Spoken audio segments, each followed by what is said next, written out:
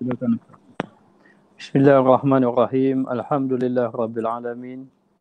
Wassalatu wassalamu ala asyrafil anbiya'i wal mursalin wa ala alihi wa sahbihi ajma'in. Allahumma alimna ma jahilna, Allahumma ghfirna ilman nafi'an warzuqna fahman thayyiban. Wa sallallahu ala sayyidina Muhammad wa ala alihi wa sahbihi wasallam walhamdulillah rabbil alamin. Alhamdulillah, bersyukur kita kepada Allah Subhanahu wa taala. Pada malam ini kita berada dalam keadaan, dalam waktu yang masih lagi kita mengadakan majlis ilmu. Dan insya-Allah malam ini kita sambung dalam kitab Mukashafatul Qulub dalam tajuk bab zina. Allah Subhanahu wa taala berfirman, walladzina hum li furujihim hafizun. Mereka yang menjaga kehormatan mereka. Jadi yakni mereka menjaga kemaluan mereka, menjaga kehormatan mereka. Dalam ayat lain Allah Ta'ala berfirman wala taqrabul fawahisha ma zahara minha wa ma batan. Jangan kamu hampiri kejahatan-kejahatan yang terang daripadanya dan yang tersembunyi. Maksud fawahish di sini, kejahatan di sini adalah zina. Maka yang besar maksudnya ialah zina, fawahish tadi. Sementara yang kecil tadi itu adalah seperti mencium, menyentuh, memandang. Sebagaimana hadis daripada Nabi kita Muhammad sallallahu alaihi wasallam, tangan dan kaki boleh berzina dan dua mata pun boleh berzina. Mohon Allah ampun dosa kita dan juga menjaga anggota kita daripada berlakunya zina. Dan ia merupakan satu perbuatan yang keji di sisi Allah Subhanahu wa taala. Dan oleh kerana itu Allah Subhanahu wa taala berfirman, kullil mu'minina yaghuddu min absarihim wa yahfazu furujahum zalika azka lahum. Katakanlah wahai Muhammad kepada lelaki-lelaki yang beriman supaya mereka menyekat pandangan mereka, yakni menjaga pandangan mereka daripada memandang yang haram dan memelihara kehormatan mereka. Dan yang demikian itu adalah lebih suci bagi mereka. Allah Subhanahu wa taala memerintahkan lelaki dan perempuan agar menahan pandangan. Yakni menahan pandangan daripada sesuatu yang haram kerana ia dapat memelihara kemaluannya daripada zina. Dapat memelihara daripada perbuatan yang haram. Dan Allah Subhanahu wa taala telah mengharamkan penzinaan ini dalam banyak ayat di dalam Al-Quran. Firman Allah Taala, walladzina la yad'una ma'allahi ilahan akhar wa la yaqtuluna an-nafsa allati harramallahu illa bil haqqi wa la yaznun wa man yaf'al dzalika yalqa asama. Dan juga mereka tidak menyembah sesuatu yang lain bersama-sama Allah, dan mereka tidak membunuh orang, membunuh jiwa yang diharamkan oleh Allah membunuhnya, kecuali pada jalan yang hak, jalan yang dibenarkan oleh syarak. Dan mereka juga tidak berzina, dan sesiapa yang melakukan yang demikian maka akan mendapat balasan daripada dosa yang mereka lakukan. Maka dikatakan bahawa wa may yaf'al zalika yalqa asama. Asama ini ada yang mengatakan bahawa dia adalah sebuah lembah di dalam neraka. Maknanya wa may yaf'al zalika yalqa asama. Maknanya mereka akan dicampakkan ke dalam satu lembah daripada api neraka. Ada pula yang mengatakan bahawa itu adalah sumur ataupun telaga yang terdapat di dalam neraka. Dan jika terbuka mulutnya, maka para penghuni neraka jahanam akan menjerit-jerit kerana baunya yang sangat busuk. Maka berkata seorang sahabat, berhati-hatilah kalian terhadap penzinaan kerana di dalamnya terdapat 6 kerugian. Yang pertama, tiga kerugian di dunia dan 3 kerugian di negeri akhirat. 3 kerugian di dunia adalah disempitkan rezeki. Sedikit rezekinya. Maknanya kalau orang itu berzina, maka Allah jadikan rezekinya sempit. Tapi jangan pula kita tengok orang yang rezeki sempit kita tuduh dia berzina, tidak. Tapi antaranya orang yang berzina ini, yang pertama Allah jadikan dia rezekinya sempit. Yang kedua, pendek umurnya. Pendek umurnya boleh membawa kepada dia mati awal. Maknanya pendek umur. Dan yang ketiga, membawa kepada wajahnya hitam. Wajah hitam ini membawa juga erti kepada tercabutnya cahaya dari cahaya orang-orang yang saleh. Dan tidak mustahil juga matinya itu membawa wajahnya hitam. Waliyazubillah. Kecuali ia bertaubat kepada Allah, lalu Allah menerima akan taubatnya. Sedangkan 3 kerugian dekat negeri akhirat adalah mereka mendapat kemukaan Allah Ta'ala. Allah memandangnya dengan pandangan kemukaan, kemarahan. Kerana sesungguhnya cukup dengan pandangan kemarahan itu sudah azab yang bersangatan. Yang kedua, dihisap dengan hisapan yang begitu keras. Hisapan yang begitu azab.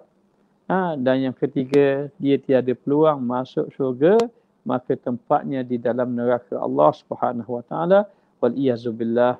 Moga-moga Allah Taala selamatkan kita dan mengampunkan kita. Boleh jadi ada dosa zina. Tidak dosa pada kemaluan, boleh jadi dosa kepada tangan. Tidak pada tangan, boleh jadi dosa kepada kaki. Tidak kepada kaki, boleh jadi dosa kepada mata. Maknanya. Jadi kaki, tangan, mata ini boleh juga dipanggil zina. Zina tangan, kaki dan juga mata. Maka kita mohon kepada Allah agar Allah mengampunkan akan dosa-dosa kita dan juga mengampunkan dosa-dosa orang yang bertaubat kepada Allah dengan perbuatan zina ini. Maka dikatakan bahawa Nabi Musa AS pernah bertanya kepada Allah, "Ya Tuhanku, apa yang akan diperolehi oleh seorang penzina?" Maka Allah mengatakan, aku akan memakaikan padanya baju dari api. Dan kalau diletakkan di gunung yang tinggi, nescaya akan hancurlah berkeping-keping tadi. Maknanya, kalau letak pada gunung pun gunung hancur. Begitulah bahayanya ataupun azabnya dipakaikan baju, tapi baju itu daripada api. Di dalam sebuah riwayat disebut bahawa seorang perempuan pelacur lebih disukai iblis daripada 1000 lelaki. 1000 lelaki hidung belang. Maknanya 1000 lelaki yang suka berpoya-poya lah begitu. Tapi satu orang wanita itu lebih, satu orang wanita yang pelacur itu lebih iblis menyukai daripada 1000 lelaki yang suka kepada wanita. Maka di dalam Al-Masabih disebut bahawa Rasulullah SAW bersabda, apabila seorang hamba berzina, keluarlah dari keimanannya tadi.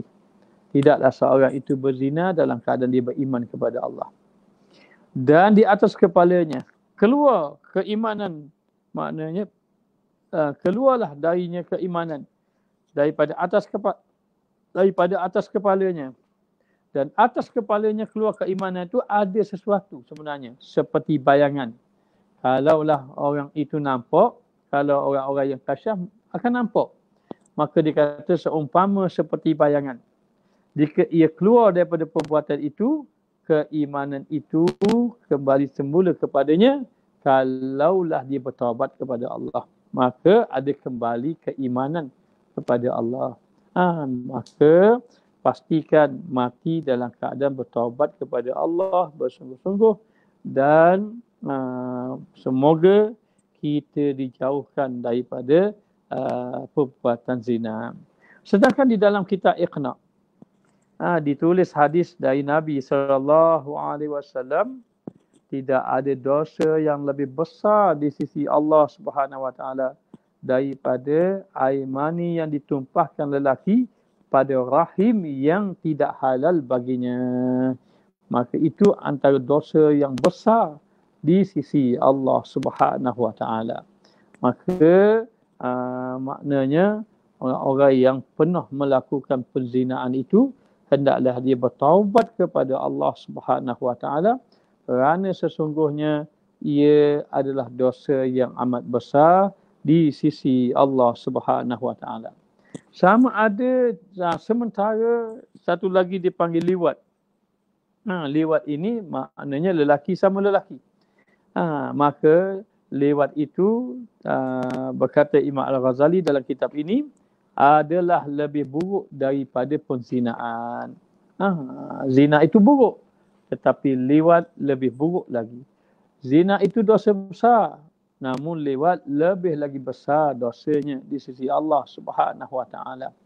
Dan Allah Subhanahu Wa Taala telah menceritakan di dalam Al-Quran kisah Nabi Allah Lut, yang mana umatnya itu menentang Nabi Allah Lut, yang menentang perbuatan mereka itu, mengadakan perbuatan liwat. Akhirnya Allah Ta'ala membinasakan umat Nabi Allah Lut kerana mereka tidak mengikut Nabi Allah Lut tadi, yang mana menentang perbuatan mereka. Maka disebut di dalam hadis yang diriwayatkan daripada Anas bin Malik radhiyallahu anhu, daripada Nabi Muhammad sallallahu alaihi wasallam, barang siapa yang melakukan liwat, ia tidak akan mencium bau syurga. Padahal bau wanginya syurga itu sudah boleh dihidu dalam jarak perjalanan 500 tahun perjalanan. Walaupun 500 tahun lagi perjalanan akan sampai ke syurga, maka bau wangi itu telah tercium. Namun orang yang melakukan perbuatan liwat ini, maka tidak akan mencium bau syurga Allah Subhanahu Wa Taala. Wal'iyadzubillah.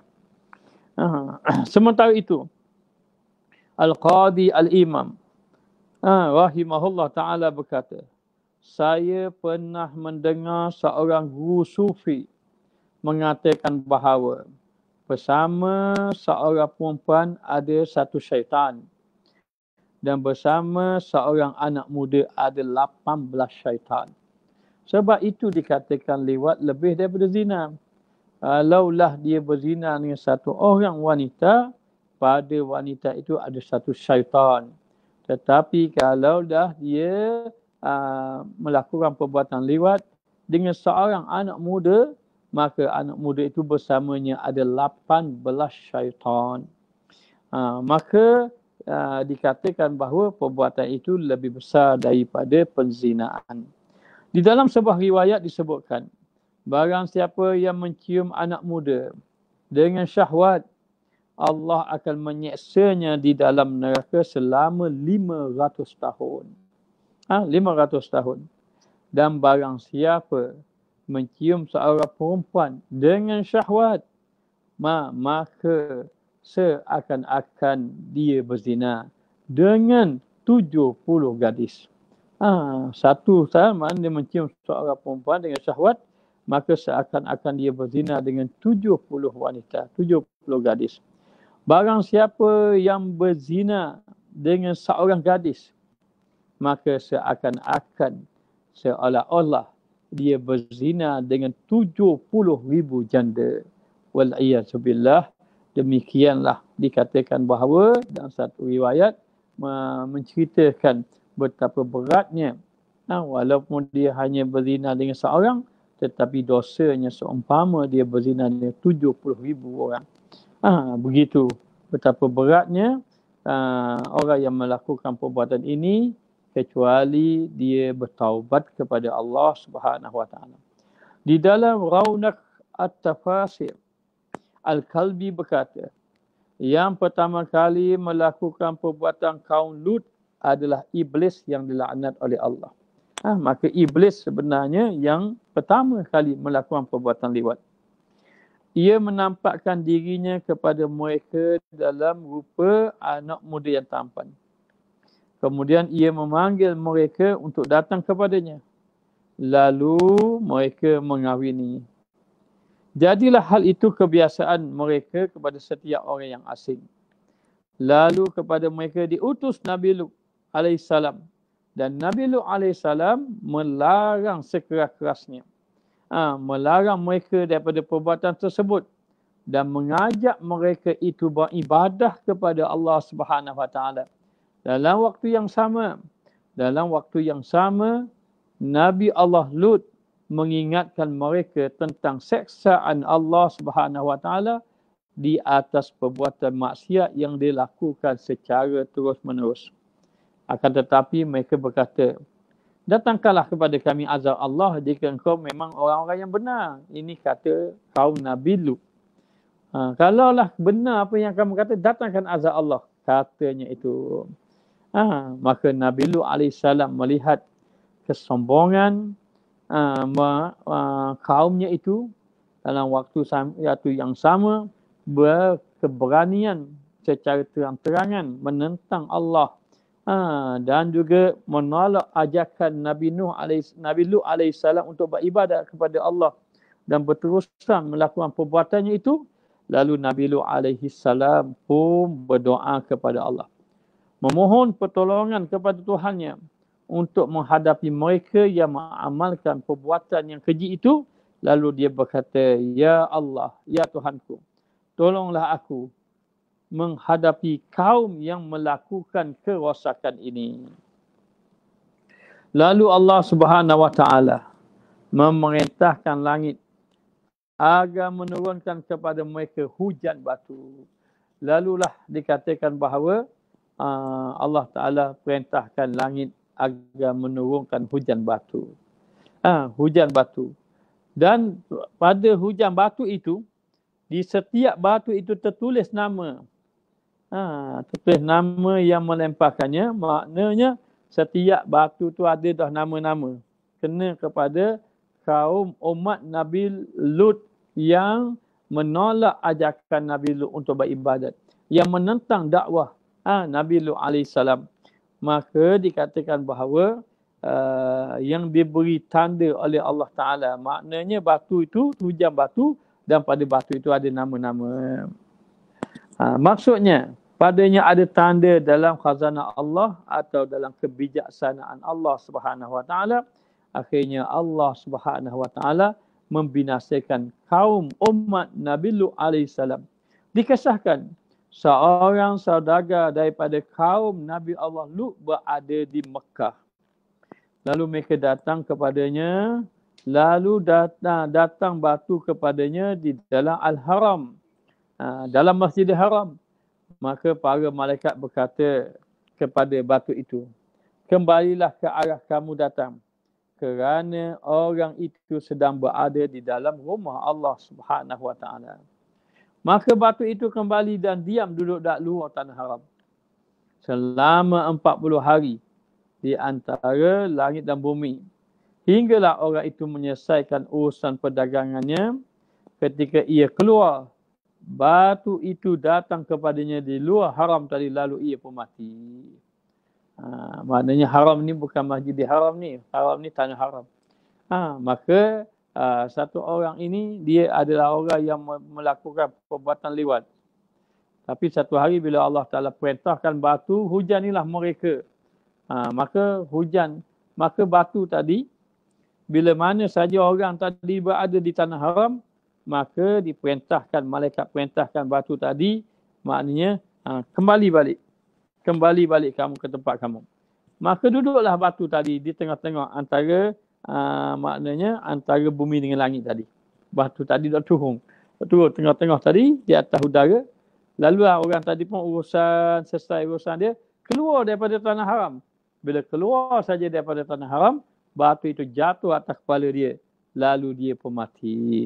Demikianlah Allah menghukum umat kaum Nabi Allah Lut yang menentang dakwah dakwah Nabi Allah Lut, dan juga secara terang-terangan menentang ajaran yang telah diajar, yang telah dibawa oleh Nabi Lut alaihi salam. Berkata Al-Imam Mujahid mengatakan bahawa ketika mereka memasuki waktu pagi, Jibril datang ke tempat mereka dan mencabutnya dari tonggak-tonggaknya. Kemudian ia mengembangkan sayapnya, mengapit bongkah tanah itu dan membawanya naik ke langit, sehingga penghuni langit mendengar kokokan ayam jantan dan juga gonggongan anjing mereka. Lalu Jibril alaihissalam membalikkannya. Yang pertama jatuh darinya adalah orang-orang yang menghuninya. Belum pernah ada bencana yang menimpa satu kaum seperti bencana yang ditimpakan kepada mereka, yakni kaum Nabi Allah Lut. Lalu Allah Subhanahu Wa Taala memandang mereka. Kemudian tanah itu terbalik bersama mereka dan wilayah itu diliputi 5 buah kota. Yang paling besar adalah kota Sadum. Kota Sadum iaitu kota yang beserta penduduknya dibinasakan oleh Allah Subhanahu Wa Taala. Dan cerita ini ada dalam surah At-Taubah dan mengatakan bahawa ketika mana dibinasakan penduduk kota Sadum ini, dikatakan bahawa kota itu dihuni oleh 4,000 orang. Maka lebih kurang 4,000 orang itu dibinasakan oleh Allah Ta'ala kerana perbuatan mereka tadi yang melanggar perintah Allah Subhanahu Wa Ta'ala. Maka demikianlah dikatakan bahawa larangan, sama ada larangan itu berbentuk liwat ataupun berbentuk penzinaan. Wal-iyazubillah. Ada diceritakan bahawa kisah satu orang lelaki yang soleh. Lelaki yang soleh itu, dia ini sentiasa beribadat kepada Allah Subhanahu Wa Taala. Lalulah satu hari datang satu orang wanita yang jahat. Jadi wanita yang jahat ini datang menggoda dia dan mengajak dia untuk berzina. Lalu dia mengatakan bahawa baik, aku boleh berzina denganmu. Tapi dengan syarat. Kalaulah aku tahan perkara ini, aku akan berzina. Apa dia? Maka diambilnya satu api, maknanya sepotong api, dan dibakarnya ibu jari dia. Dia kata kalau dia tahan api ini, dia tahan, tak rasa menenda, tak sakit, dia akan berzina. Maka dia pun ambil sepotong kayu dan dibakarnya api tadi. Maka pada api tadi dibakarnya ibu jari dia. Maka apabila dibakar saja ibu jarinya, maka dalam keadaan macam itu menjerit dia kesakitan. Sehingga jari dia jadi macam kecut kerana terlalu panas. Dan dia jatuh pingsan. Maka bila sang wanita tadi tengok keadaan tadi, maka wanita tadi jadi takut. Lalu wanita tadi pun lari. Bila saja wanita tadi lari saja wanita tadi pergi berjumpa dengan lelaki lain. Bila jumpa dengan lelaki lain, lalu wanita tadi berzina dengan lelaki itu. Sehinggalah selama beberapa lama, maka wanita itu pun hamil. Hasil daripada perzinaan itu, maka hamil. Ketika mana wanita itu hamil, lalu orang bertanya, siapakah yang menyebabkan kamu hamil? Lalu kata wanita itu, yang menyebabkan hamil itu ada seorang lelaki yang saleh, yang kamu anggap dia saleh, yang dia sentiasa beribadat. Tapi dialah yang membuat aku hamil, kata wanita tadi. Maka terkejutlah orang ramai. Lelaki yang dikatakan seorang saleh, seorang yang ahli ibadat, tiba-tiba dikatakan bahawa dialah yang telah menyebabkan wanita ini hamil. Lalulah orang kampung tadi ramai-ramai tangkap lelaki yang saleh tadi, dan hendak menghukum lelaki yang saleh tadi. Maka Allah Maha Besar, Allah menjaga hamba-hambanya. Ketika mana ditangkap lalu ingin menghukum lelaki yang saleh tadi, maka orang terpandang kepada ibu jarinya. Maka ibu jarinya itu kecut, bahkan hangus hitam. Lalu orang bertanya kepada dia, kenapa ibu jari kamu ni jadi hitam hangus ni? Dia pun memberitahu bahawa hitam hangus ini adalah disebabkan ada satu orang wanita, dia kata ingin mengajak dia berzina. Dia kata boleh aku berzina, tapi dengan syarat kalau aku mampu menahan api ini, maka aku bakar ibu jari aku. Maka dia pun ceritalah bila cerita terkejut orang kampung. Lalu memanggil wanita tadi. Wanita yang pernah ajak dia berzina tadi. Akhir kali bila ditanya dia soal siasat, maka akhirnya wanita itu mengaku ya benar bahawa lelaki yang soleh ini tidak berzina sebenarnya. Lelaki yang soleh ini tidak berzina. Akan tetapi dia ini sebenarnya bila lelaki itu diajak berzina, lelaki yang soleh ini tak nak berzina, dia pergi berzina dengan seorang lelaki lain yang dikatakan seorang pengembala kambing. Pengembala kambing. Lalu dalam keadaan macam itu, akhirnya wanita tadi ditangkap, dihukum dan kemudian lelaki yang soleh tadi diselamatkan daripada tuduhan berzina. Waliyatubillah. Sebab itu dalam hadis dia kata, jauhkan kamu 7 dosa besar. Apa dia 7 dosa besar? Yang pertama, syirik kepada Allah. Jadi, jauhkan kamu daripada perbuatan syirik kepada Allah. Itu nombor 1. Yang kedua, yakni membunuh orang. Jauhkan daripada bunuh orang. Yang ketiga, makan harta anak yatim. Yang keempat, makan riba. Yang kelima, mendahaka kepada kedua ibu bapa. Mendahaka pada kedua ibu bapa. Yang keenam, lari daripada medan perang. Lari daripada medan perang. Dan yang ketujuh, menuduh wanita yang salah melakukan kejahatan seperti penzinaan. Maka amat besar sekali dosa 7 dosa ini, sehingga Nabi kata ijtanibu sab'a mubiqat, jauhkanlah kamu daripada 7 dosa besar ini. Maka dalam hadis mengatakan bahawa maknanya menuduh wanita yang soleh itu berzina termasuk jugalah dikira dosa besar menuduh lelaki berzina sedangkan dia tidak berzina. Maka amat besar sekali dosanya. Maka disuruh kepada kita agar menjaga diri kita, menjaga anggota kita, menyelamatkan diri kita daripada azab api neraka Allah Ta'ala dengan cara menjauhkan diri daripada perbuatan dosa-dosa besar seperti berzina. Kalau ditanya orang yang berzina ini, adakah boleh diampunkan dosa? Jawapannya boleh diampunkan dosa. Dengan syarat dia benar-benar bertaubat kepada Allah. Benar-benar bertaubat kepada Allah dan meninggalkan sama sekali dan membenci perbuatan tersebut. Maka apabila menepati syarat dia bertaubat kepada Allah Ta'ala, maka dikira taubatnya diterima oleh Allah. Sebab itu dikatakan Allah Ta'ala mengatakan, ya ayyuhalladzina amanu tubu ilallah taubatan nasuha.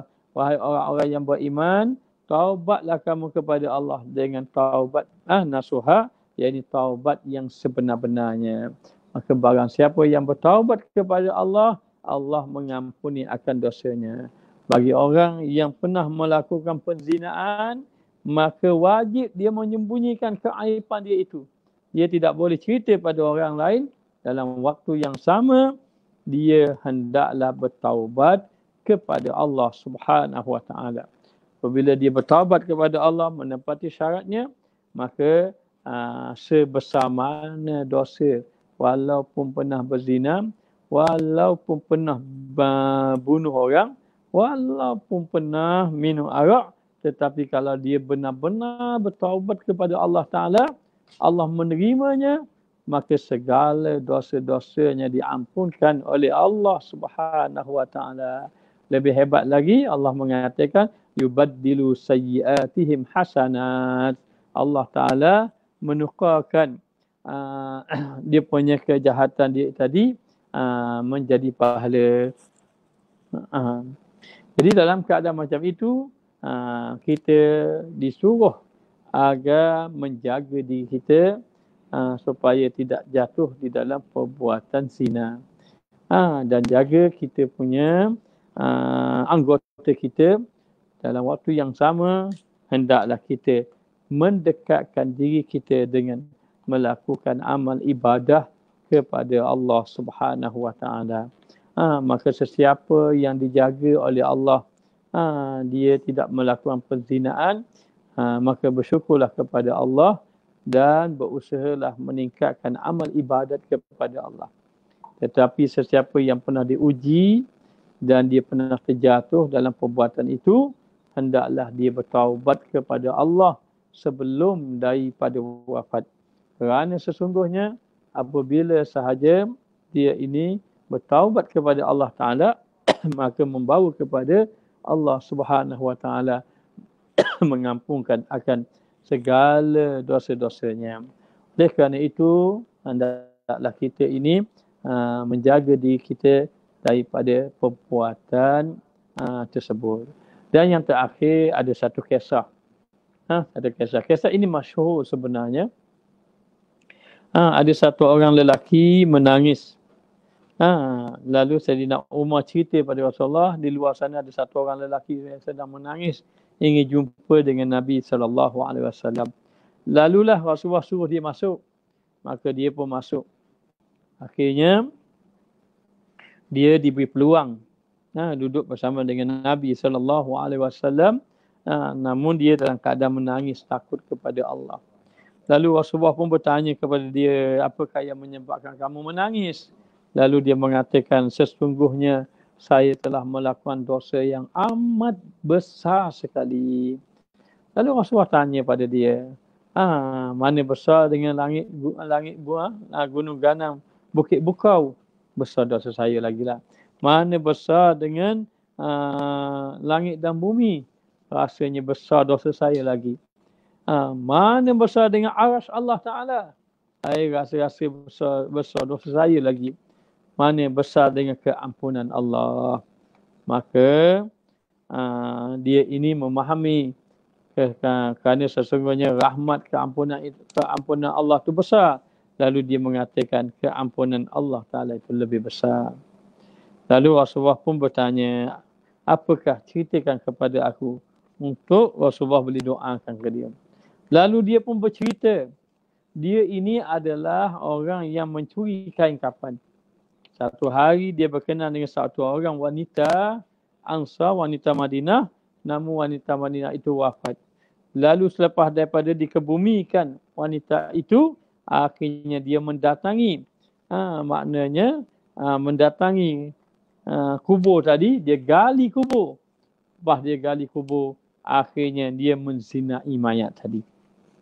Maka apabila dia menzinai mayat tadi, maka mayat tadi boleh berkata-kata, marah pada dia. Maknanya, sudahkah kamu meninggalkan aku bertemu dengan Allah dalam keadaan tidak berpakaian, dan engkau juga meninggalkan aku bertemu dengan Allah dalam keadaan berjunub. Maka takut dia. Akhirnya dia larilah. Dan dia menangis siang malam. Sehinggalah berjumpa dengan Nabi Muhammad SAW. Rupa-rupanya dia menangis itu kerana ingatkan dosanya yang mana dia telah menzinai mayat. Bila Rasulullah dengar dia menzinai mayat, terkejut Rasulullah, marah Rasulullah. Lalu Rasulullah suruh dia keluar daripada situ, dan Rasulullah seolah-olah tidak mahu melihat wajahnya lantaran marah Rasulullah kerana dia telah berzina dengan menzinai mayat. Maka menangislah dia kepada Allah Ta'ala balik. Lalu dia munajat pada Allah, mengadu pada Allah Ta'ala. Dia mengatakan bahawa, ya Allah, aku telah pergi kepada kekasihmu, namun kekasihmu tolak juga aku, tak terima aku. Lalu dia mohon pada Allah agar ampunkan dosanya. Kalau engkau tidak ampunkan dosaku, datangkanlah api daripada langit. Minta supaya aku dihukum atas ke dunia, tidak dihukum dekat negeri akhirat. Akhirnya apa yang berlaku? Allah Ta'ala utuskan malaikat Jibril berjumpa dengan Nabi Muhammad SAW. Lalu malaikat Jibril bertanya, siapakah kamu? Siapakah Tuhan? Siapakah Allah? Lalu Rasulullah kata, aku adalah hamba, Allah adalah Tuhan aku. Dan ditanya, siapakah yang mengampunkan akan dosa? Engkau pun ataupun Allah? Katanya, Allah lah yang mengampunkan dosa. Siapakah yang menerima taubat? kamu ke Allah? Katanya Rasulullah, Allah lah yang menerima taubat. Lalu malaikat Jibril berkata, ya Rasulullah, ya Muhammad, orang yang kemarin yang datang jumpa kamu itu, Allah memberitahu bahawa Allah mengampunkan akan dosanya. Walaupun dia pernah menzinai mayat. Lalu kata, Allah mengampunkan akan dosanya. Lalu dikatakan bahawa dosa sebesar mana sekalipun boleh membawa keampunan Allah jika dia benar-benar bertaubat kepada Allah Subhanahu Wa Taala. Demikianlah maknanya. Moga-moga Allah Taala pelihara kita. Moga-moga kita semua menjadi orang yang soleh di sisi Allah Subhanahu Wa Taala. Jadi sekadar ini saja yang dapat disampaikan. Moga-moga mendapat manfaat. Dan menjadikan kita orang yang terpelihara daripada segala kejahatan yang dilakukan daripada anggota kita. Sekadar ini saja. Ya, bismillahirrahmanirrahim. Alhamdulillah rabbil alamin hamdan yuwafi ni'amahu wa yukafi mazidah ya rabbana lakal hamdu kama yanbaghi li jalali wajhika wa 'azimi sultani.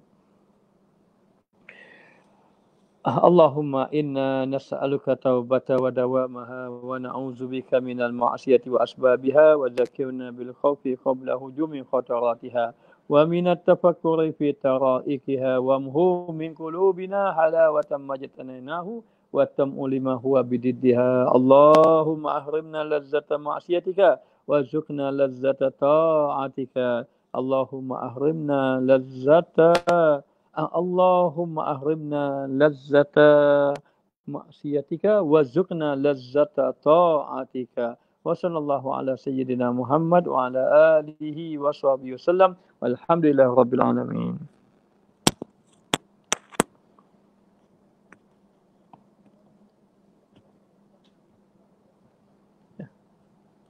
Wallahu alam.